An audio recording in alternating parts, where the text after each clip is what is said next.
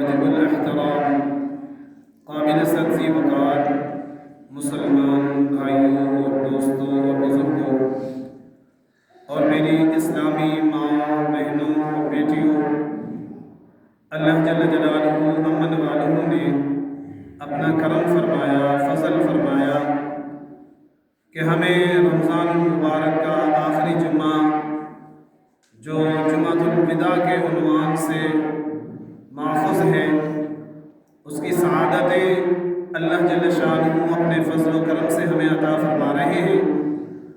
اس پر جتنا بھی اس ذات عالی کا شکر ادا کیا جائے وہ کم ہے۔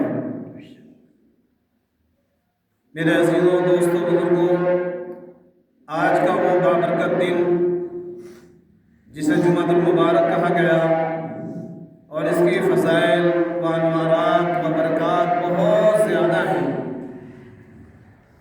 اور ان کا بیان کرنا، ان کا احاطہ کرنا دشوار ہے۔ حدیث پاک میں آتا ہے جو بندہ جمعے میں آتا ہے، جمعے کی نماز ادا کرتا ہے، اس کے پچھلے ہر جمعے سے لے کر اس جمعے تک کے تمام گناہ معاف کر دیے جاتے ہیں۔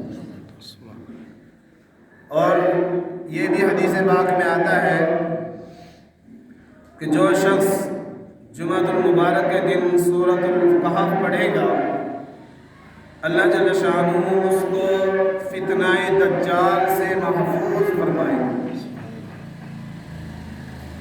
اور ایک حدیث میں یہاں تک بھی آتا ہے جو جمعہ کی نماز کا اہتمام کرتا ہے اور جمعے کے لیے کوشش کرتا ہے، اور جو شخص پہلے نمبر پہ آتا ہے اسے ایک اونٹ ذبح کرنے کا ثواب اللہ کی بارگاہ میں لکھا جاتا ہے۔ دوسرے نمبر پر آنے والے کے لیے بیل اور گائے کا آیا ہے کہ اس کے برابر اس کے اعمال نامے میں اجر و ثواب لکھ دیا جاتا ہے۔ تیسرے نمبر پر آنے والے کے لیے بکری، بھیڑ وغیرہ، دمبا وغیرہ اللہ کی راہ میں خرچ کرنے کے برابر اس کو ثواب ملتا ہے۔ اور یہاں تک فرمایا کہ پانچویں چھٹے نمبر پر جو آتا ہے اس کو مرغی کے برابر اور چھٹے نمبر پر انڈے کے برابر اس کو اجر و ثواب اس کے اعمال نامے میں درج کیا جاتا ہے۔